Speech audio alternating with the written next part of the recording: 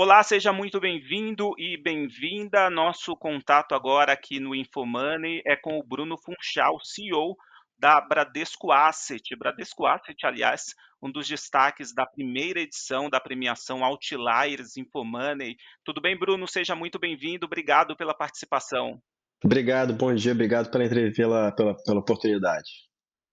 Ô Bruno, a gente vai falar um pouco sobre a própria participação da Bradesco Asset na premiação Outliers InfoMoney. Vamos falar sobre estratégias, alocação, cenário macro, mas não dá para ignorar o tema da vez no mundo inteiro, que é a questão da guerra comercial. Queria saber de você um pouquinho aí como é que você está acompanhando todo esse impasse, envolvendo principalmente Estados Unidos e China, os mercados bastante agitados aí nos últimos dias. Como é que você está vendo todo esse impasse e, principalmente, já embutindo até uma pergunta, escalou muito mais do que qualquer um poderia se imaginar?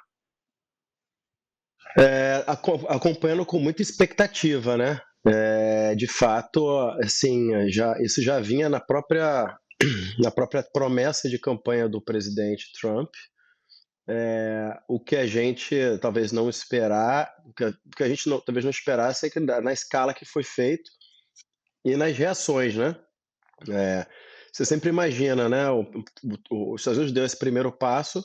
E talvez o pior cenário possível era uma reação muito contundente do outra potência comercial que é a China.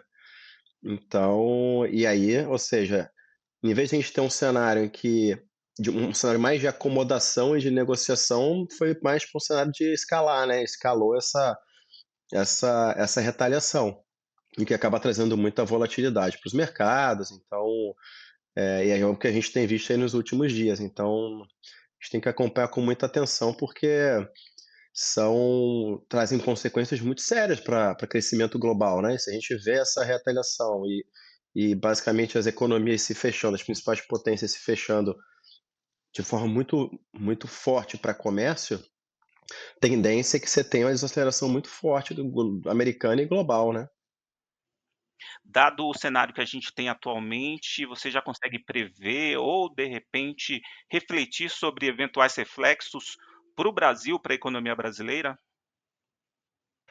Assim, acho que tem dois pontos para a economia brasileira, né? Acho que no lado negativo aqui a gente sofre como todo mundo, né, em relação a essa desaceleração.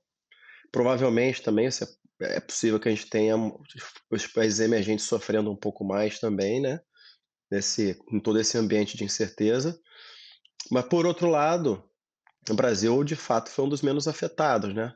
Apesar da gente ter um freezing nessa medida dos Estados Unidos, exceto para a China, mas a primeira proposta, claramente, é a América Latina, né? E Brasil, em particular, foi um dos menos afetados. Então, no relativo, o Brasil acabou ficando bem. E mesmo que os demais países, né, continuem, sejam menos afetados, acho que estrategicamente a gente pode sair bem, porque como você teve um aumento muito contundente de tributo em relação ao produto chinês, o produto asiático em geral foi bastante afetado. Acho que abre um espaço para produtos brasileiros nos Estados Unidos, e da mesma forma que os produtos americanos foram muito afetados pela retaliação chinesa, abre espaço para produtos brasileiros na China. A soja é um maior exemplo de produto brasileiro que pode entrar na China em substituição à soja americana. E nos Estados Unidos a gente tem o setor de vestuário, de calçado, aeronave, tudo isso pode ocupar um espaço que relativamente a nossa taxação tá menor e deixa a gente mais competitivo. Então tem oportunidade, mas o efeito líquido ainda é muito incerto, né? Acho que essa desaceleração global pode ser muito forte. Então, pode ser que a gente seja afetado, talvez menos que os demais, mas assim, todo mundo tende a ser bastante afetado. Uhum. Pensando, até pegando o gancho aí da sua última fala, que reforça a máxima, inclusive, no mercado financeiro, que crises abrem oportunidades, né, boas oportunidades, e você falou em oportunidades. Pensando do ponto de vista de investimentos, ainda é cedo para falar em oportunidades ou já dá para observar alguma coisa? Eu acho que é muito cedo, né? Acho que está muito no início dessas rodadas, mas, cara, tudo acaba sendo, de fato, assim, quando você tem muita volatilidade, muitas mudanças de direção, acaba trazendo algumas oportunidades. A gente via. o mercado americano, a bolsa americana, com os valuations bastante, né, altos, e sempre se falava de ajuste, né, algum dia vai vir o ajuste. Veio o ajuste a partir dessa medida idiosincrática aí do Trump, né, que trouxe um ajuste bastante forte para esse para o mercado americano.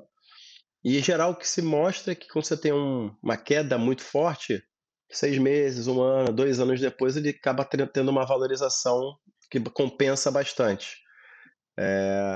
Mas isso é dado estatístico, pegando todas essas grandes quedas do passado, em 6 meses, 1 ano, 2 anos, ele acaba mais que se compensando. Isso dá um sinal de oportunidade, mas mesmo assim de novo, é oportunidade para quem quer tomar esse risco, né. Então é Uhum. bastante risco e bastante volatilidade. Sim, sem dúvida que aliás foi já tem sido, né, uma marca aí dos mercados nos últimos dias. Ô Bruno, falando até aproveitando esse cenário que a gente tem hoje, quais as expectativas em relação a indicadores econômicos, projeções para 2025? Houve mudanças aí por parte da Bradesco Asset? Com quais patamares aí vocês estão trabalhando para o encerramento de 2025 em relação a dólar, em relação a juros, a própria bolsa de valores? Houve mudança e quais as projeções da Bradesco? A gente, por enquanto, as mudanças são mais marginais, tá, até porque a gente está num processo que a gente tem que ver por onde que isso vai convergir. Então, naturalmente, se a gente tiver uma guerra tarifária, né, mais contundente, naturalmente a gente vai ter provavelmente um crescimento um pouco menor, uma inflação um pouco vai ser afetada pela questão das tarifas e acaba afetando o preço dos produtos, mas acho que falta informação para a gente fazer esse tipo de revisão. O que a gente tem revisado é pegando dados da economia brasileira, né, né, a gente começou o ano com uma projeção de crescimento um pouco abaixo de 2, a gente já revisou para 2, uma inflação ainda que atrapalha, né, ali próximo de 6, 5,8, que a gente está de projeção de inflação, câmbio próximo de 6, e a gente está projetando um juro a 15 sobe a 15 e fica por um tempo, pelo menos até o final desse ano, um juro a 15%. Uhum. Para a bolsa, vocês trabalham com algum número? Não. Uhum. Em relação à economia brasileira, há alguma expectativa de gatilhos que possa, de repente, destravar valor em setores importantes? Alguma ação do governo que pode ajudar, de repente, a economia brasileira ao longo deste 2025? Eu acho que a maior ajuda que a gente poderia ver, né, é o reforço, né, e a credibilidade do fiscal, né. Então muito do que a gente viu, ao longo do ano passado que atrapalhou na evolução, né, é essa perda de credibilidade em relação à nossa regra fiscal. E a gente tem que ver a tentativa de cumprir a regra, acho que é isso. Medidas que permitam que o governo cumpra a regra e consiga, de fato, não fazer com que a dívida não se acelere e que, de fato, converse com a política monetária, porque a gente está com uma economia bastante acelerada com um processo inflacionário. A gente vê o Banco Central trabalhando para que a gente consiga ter inflação, né, convergindo para a meta.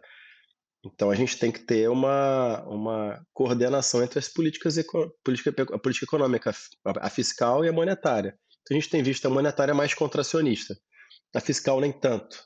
Essa harmonização é importante, então sinais que tragam essa harmonização, que permitam que a gente consiga, né, fazer a nossa economia crescer, mas sem esse problema da inflação, acho que seriam boas notícias e isso está atrelado à questão fiscal. Uhum. Bacana. Eu falei da premiação Outliers logo no início aqui do nosso bate-papo com o Bruno, né. Vale destacar que a Bradesco Asset, ela saiu da premiação com 5 troféus, né, foi reconhecida aí em várias categorias, levou 2 prêmios na categoria Melhores Fundos de Renda Fixa Crédito Privado. Me corrija aí, Bruno, se eu estiver falando alguma coisa errado, hein. Ficou em primeiro e em segundo lugar, né, nessa categoria. Também ficou em terceiro nas categorias Melhores Fundos de Previdência de Renda Variável e Gestora do Ano ainda no voto popular, né, inclusive. Eu queria falar sobre essa parte, né, já entrando nessa questão de alocação, de segmentos, Bruno. Vocês tiveram um bom desempenho aí em relação à renda fixa, crédito privado. Crédito, quando a gente fala em crédito privado, nos últimos anos a gente teve alguns casos de recuperações judiciais que chamaram muito a atenção do mercado, preocuparam aí os investidores. Como é que está esse segmento para vocês? Há oportunidades? Com essa questão dos juros elevados, eu imagino que tem embute, né, um risco maior também em várias operações. Qual o panorama que vocês estão enxergando para esse segmento? Eu acho que assim, o crédito privado é uma classe, eh, que cresceu muito, né, nos últimos anos, né, então acho que vem com o desenvolvimento mesmo, com o aprofundamento do mercado de capitais no Brasil. Se a gente fosse pegar, sei lá, não pega um passado recente, 2016, 2017, a gente tinha um mercado de crédito muito menor do que a gente tem hoje, e a gente viu o desenvolvimento desse mercado. E aí veio também essa demanda, né, apetite dos investidores por essa classe, né? E essa classe acabou expandindo muito. Então, poxa, se a gente for pegar os últimos 2 anos, da mesma forma que a gente viu uma saída de recurso da classe de multimercado e ações, a gente viu um influxo muito grande para a classe de crédito. E a gente, né, sendo uma casa reconhecida, né, por esse tipo de produto, se beneficiou disso. A gente tem processos muito, né, uma governança muito forte, processos bastante estruturados para poder fazer esse tipo de análise. Então a gente teve alguns casos, né, principalmente em 2023, de eventos de crédito que a gente conseguiu andar bem nesse período, não sofremos com isso, apesar de que o mercado em geral sofreu com isso.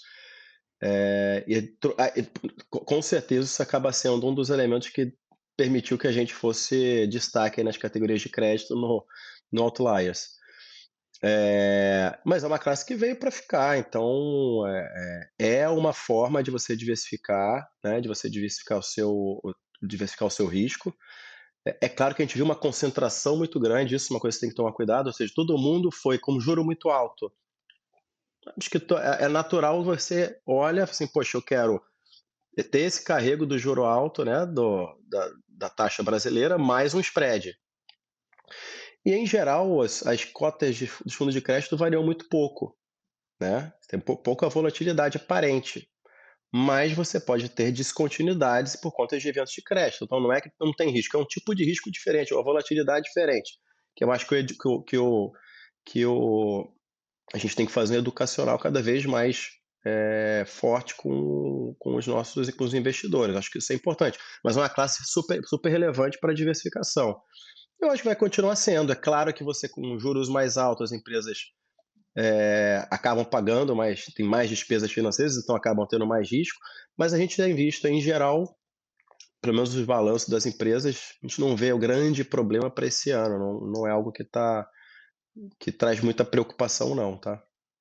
Uhum. Você destacou aí algumas das estratégias da Bradesco Asset. Eu queria que você elegesse uma que, eventualmente, na opinião de vocês, fez uma diferença no reconhecimento que vocês tiveram nessa premiação.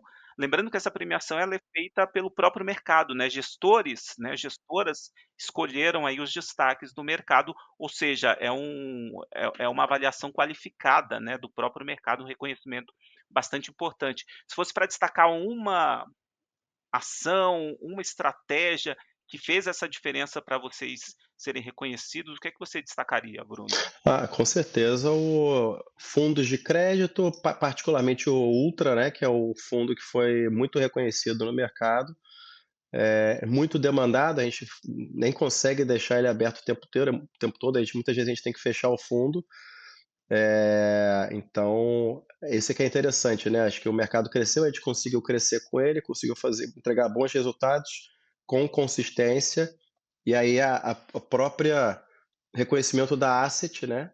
Não só se você ser conhecida, por fazer gestão, mas por você ser reconhecido por fazer um bom trabalho num produto específico, a gente acaba sendo referência. Então, eu acho que esses últimos 2 anos fez com que a gente fosse referência em crédito, né, eu acho que até uma mudança de percepção, a gente era muito percebido em renda fixa e previdência, acho que crédito vem para adicionar uma competência, uma expertise que a gente tem, bastante relevante esses últimos anos, combinando no prêmio do Outliers, mostra isso.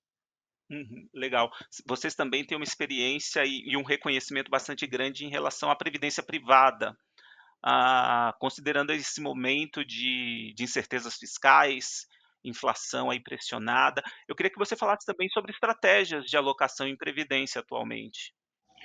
Previdência também é outra que tem mudado bastante, né, então, nos últimos também, se for pegar os últimos 7 anos, a gente tem cada vez mais liberdade em estruturar produtos de previdência, né, a regulamentação tem mudado, e hoje, basicamente, a gente consegue o mesmo nível de sofisticação e de complexidade em estratégias de previdência, do que do fundos condominiais, né, que não so que em tese tem menos restrição. O que é importante, porque você permite diferentes tipos de diversificação para o investidor que está olhando para o longo prazo, né. Então, e é isso, e a gente tem visto crescer crescer de forma bastante significativa, e sem contar questões tributárias, né? As questões tributárias a gente sabe que no Brasil são muito relevantes, e previdência ela carrega esse benefício. Se além de você ter um benefício tributário, você tem cada vez mais liberdade para você diversificar o seu investimento, olhando por horizonte de tempo de longo prazo. Bacana. Bruno, falando um pouquinho sobre a trajetória, a história aí da Bradesco Asset, vocês estavam próximo, me confirma, de chegar a 1 trilhão de sob gestão, né, já alcançou essa marca. Fala um pouquinho aí ainda não.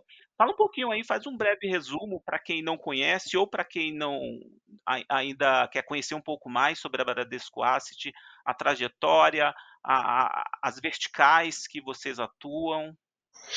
A Bradesco Asset, ela é uma asset, né, que vai fazer 24 anos de idade, foi iniciada em 2001. É uma asset, né, de escala, né, a gente tem produtos de todas as classes, né, a gente tem capacidade de uma diversificação bastante relevante, mas é uma asset que leva muito em consideração as pessoas, governança, qualidade dos processos. A gente tem colocado muito esforço e muito recurso em pesquisa, em dados, em infraestrutura tecnológica. A gente acha que cada vez mais a gente trazendo essa infraestrutura e essa informação permite com que os nossos gestores entreguem, né, para os nossos clientes os melhores resultados possíveis. Mas o principal acho que o que a gente tem marcado muito é entender qual é a necessidade dos nossos clientes, entender, oferecer os mandatos, né, os produtos corretos, né, e entregar resultados com consistência. Acho que consistência talvez seja a palavra que é o que a gente gosta de destacar, é a palavra mais importante, que é você entregar o produto correto e você, né, pro investidor, e você trazer esse resultado, né, de forma recorrente ao longo do tempo, sem fazendo uma boa jornada do investimento. Acho que esse é o que a gente sempre quer buscar, e aí de diversas formas. Então, sendo uma casa mais plural, com diversas classes de ativos, é isso, é encontrar a melhor forma da gente conseguir entregar o produto correto para o cliente e entregar resultados consistentes. Uhum. E você assumiu, o posto de CEO em 2022, é isso? Maio de 22, vai fazer 3 anos Maio de agora. 22. E aí, como é que foi essa trajetória? E eu imagino que, principalmente no Brasil, um país que muda muito de, sei lá, de trimestre para trimestre, muda muito, né. Como foi você assumir, né, as diferenças, né, do período em que você assumiu para o período que tem agora, os principais desafios enfrentados e eventuais os principais gatilhos que destravaram valores? É assim, acho que o mercado muda muito em termos de ciclo, né, né, de ciclo econômico, né, de juros, e isso acaba afetando o mercado. Você vê, né, a gente tinha um mercado de 2020 até 2022, um mercado que estava muito direcionado para fundos multimercado, em fundos de ações, que a gente estava com o período de juro baixo, o juro subiu, e aí o mercado muda de forma muito abruptamente para produtos mais de renda fixa, né, e crédito. A gente viu isso muito no crédito. Mas acho que além disso o mercado tem passado por mudanças estruturais muito importantes, né. Então a gente teve mudanças regulatórias significativas, a mudança da regulação, a regulamentação da CVM, inclusive traz modelos de dá transparência em relação às taxas, né, como é que paga a taxa, o que que é taxa de distribuição, o que que é taxa de gestão. Isso acaba, né, trazendo mudanças estruturais no próprio modelo de negócio, e a gente vê cada vez mais a importância de você agregar valor para o cliente para além do produto, né. Você trazer serviço, você trazer informação para o cliente, isso é cada vez mais relevante. Então entregar, né, propostas de valor para além do produto, acho que tem sido muito importante, eu acho que é o que vai dar o tom daqui para frente, muito mais do que a gente ficar discutindo qual o melhor produto do momento. Uhum. Só para encerrar, eu queria que você deixasse uma mensagem para o investidor neste momento, investidor brasileiro ou investidor também da própria Bradesco Asset, neste momento de bastante turbulência, com a experiência que você tem em relação a investimentos e em relação ao mercado, qual a principal dica para o investidor neste momento? Acho que a principal dica é: turbulência a gente vai ter sempre, né. A gente só tem que, entender muito bem quais são os nossos objetivos, quanto de né, fazer um bom processo de diversificação, e aí é importante estar próximo de pessoas que entendam, né, e saber exatamente qual o seu perfil. Você conhecer você para fazer um investimento que te permita estar satisfeito. Não adianta você, o investidor querer ganhar o máximo possível sendo um produto de altíssima volatilidade que ele não vai ficar satisfeito. Então é isso, acho que é um processo de se conhecer, de conhecer as alternativas e construir uma carteira e consiga entregar os seus objetivos, fazendo uma jornada, né, que você fique satisfeito. Legal, quero agradecer muito a participação do Bruno Funchal, CEO da Bradesco Asset, aqui no Infomani, falando sobre diversos assuntos, inclusive essa crise comercial, né, essa guerra comercial, guerra tarifária, e também assuntos relacionados ao cenário macroeconômico aqui do Brasil. Bruno, mais uma vez, muito obrigado, parabéns aí pelo trabalho e parabéns pela premiação, né, pelo Obrigado, reconhecimento aí do mercado em relação ao obrigado. trabalho de vocês. Obrigado aí pelo espaço e também parabenizo aí a turma toda da Bradesco Asset, todo mundo fazendo um trabalho incansável olhando sempre pro nosso cliente. Obrigado.